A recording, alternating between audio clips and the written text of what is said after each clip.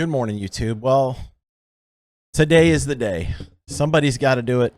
And we're going to be breaking down the 2025 Chicago White Sox. Will they be setting another record for badness?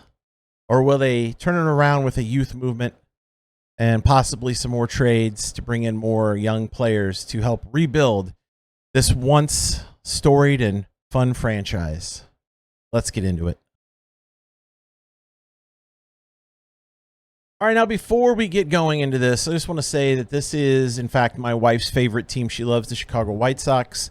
It was tough for her last year. They lost 121 games. They went 41 and 121. Let that soak in. There's no possible way they could be worse this year than they were last year. So, with that said, we're going to be going over their roster, their starting pitching staff, their bullpen, their lineup, their bench, their top prospects, all that stuff. It's basically a who's who of who on this team. We're going to start with the starting staff. Martin Perez. Everybody knows who Martin Perez is. Older pitcher, Rangers legend, amongst other teams. Yeah, he's been in the game for a while. He's their best starter. And then it goes to Jonathan Cannon. You're probably like, who the heck is Jonathan Cannon? He was drafted in the third round, 2022. Looking to have a good year. They have Davis Martin, who was drafted in the 14th round in 2018. Sean Burke, who I am hoping that he is going to be the bright spot this year. Drafted in the third round in 2021. And then Bryce Wilson from the Braves is their fifth starter right now, penciled in. Their bullpen, Justin Anderson is penciled in as the closer. They signed him from free agent from Kansas City and the Angels. Frazier Ellard, Prelander Baroa, Gus Varlin, Steven Wilson, Cam Boozer, Jared Schuster, and Shane Smith. I never heard of most of them. Mitchell Friedman? Who are these fucking guys? Let's take a closer look at a couple of these guys. Davis Martin here, 18, was drafted round 14, pick overall 408 out of Lubbock, Texas. He's been in the organization since 2018. He doesn't project to be too much here. Very much bottom of the rotation type player. Sean Burke, who I mentioned, I am hoping for. Big guy, 6'6", 230 pounds, 25 years old. Late round pick in the third round, 94 overall in 2021.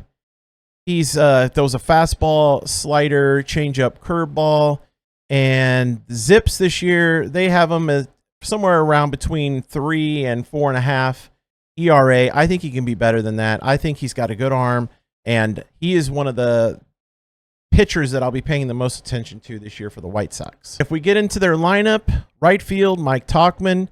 Center field, Luis Robert Jr. Left field, Andrew Benintendi. First base, Andrew Vaughn. Third base, Josh Rojas. Second base, Lenny Sosa.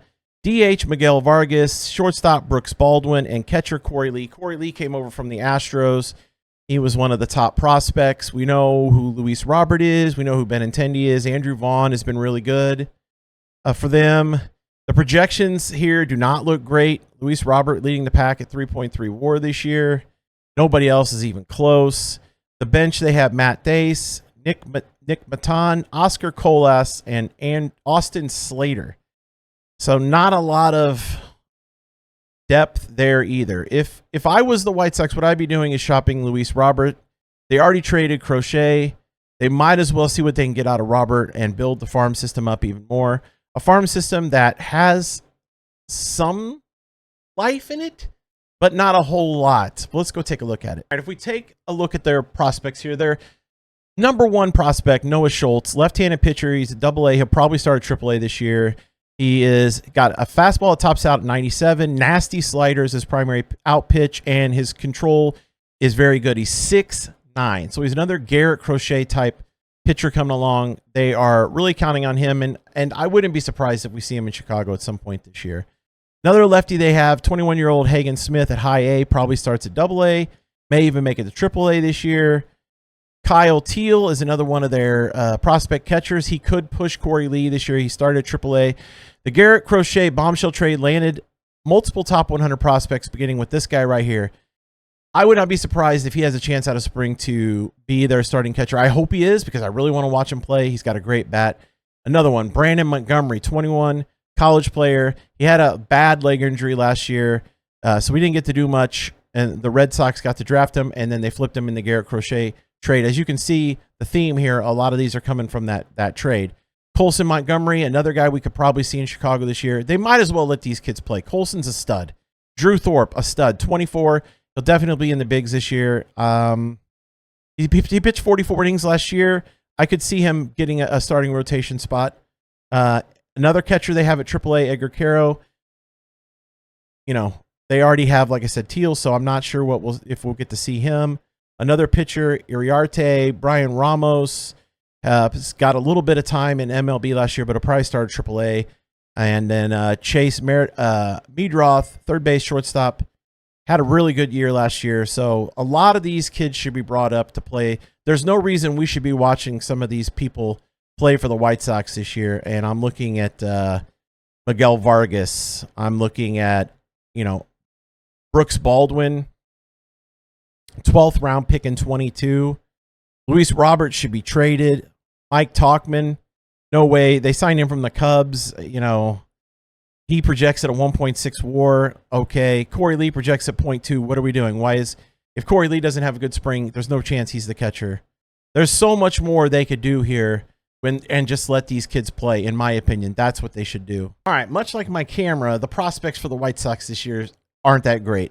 Do they lose 121 games again? No. I think eventually they're going to let these kids play. I think Luis Roberts is going to get traded for some more prospects, some more young players, but they've got to let these young kids play, see what they have. It can't be any worse than last year. They're not going to lose more than 121 games. It's just not possible.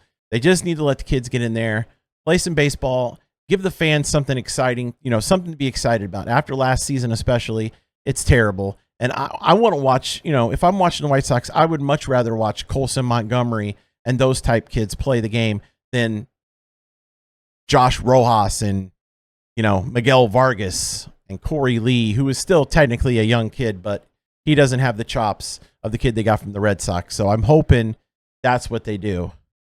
If you're a White Sox fan, let me know what you think. What's your prediction for how many wins you're going to get this year? Do you get more than 41 this year? I think you do. I don't have any big out there takes for the White Sox because we don't know what the team's going to look like coming out of spring. We don't know how many kids are going to get to play.